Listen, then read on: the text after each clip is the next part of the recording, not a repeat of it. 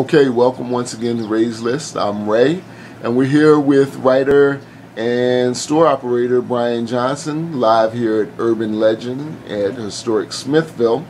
And the name of his new book is, can you hold it up for us? Okay. Mountains Moved. Mountains Moved.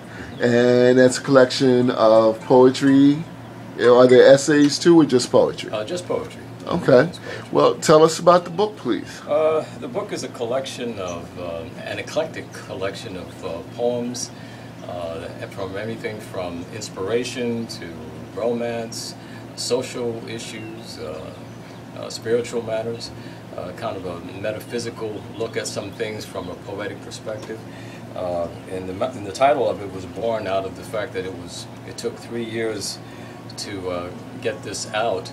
We could get it published in the midst of doing a lot of other things, having people who were ill in the family and being at the store for quite a long time.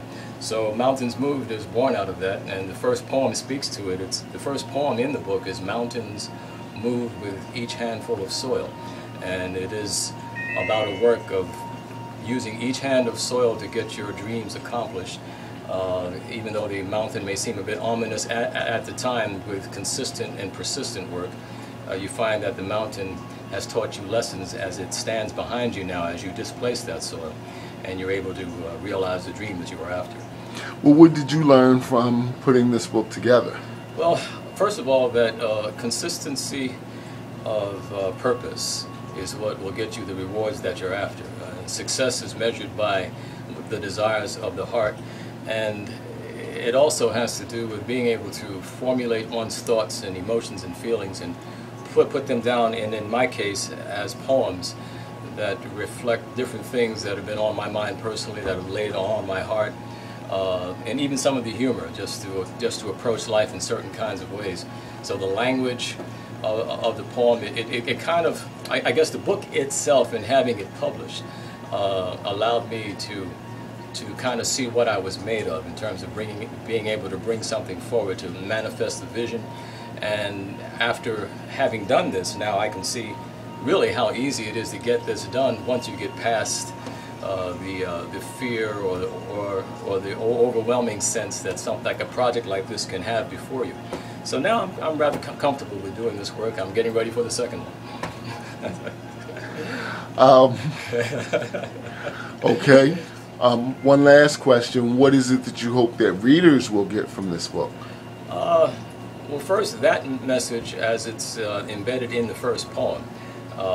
And then, secondly, because there are different subjects covered, has to do with a sense of deep romance. If you have a loved one that you care about, what it may mean or how you may feel about that loved one. Sometimes I try to bring that language forward from the heart and see whether or not I can bring a new expression to that whole emotional sensibility.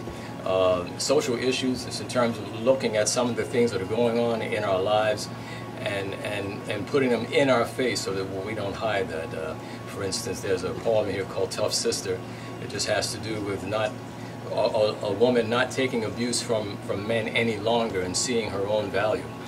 So messages like that, the metaphysical side of things, just reaching into the self and seeing that there's a higher self that you can reach to, that the creator source of love and understanding and all that is inside of you, and that we need to go in there to get it and to be able to manifest a new self that is not encumbered by some of the things that we've learned or have adopted or have experienced in our past life.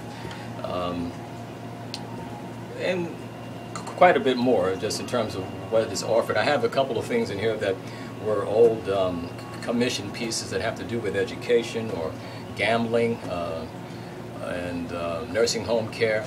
Just points to make us think, to see the deeper side of things, and hopefully the deeper side of things. So I hope folks who read that feel somewhat fulfilled or at least lifted by some of the language that's here in this book.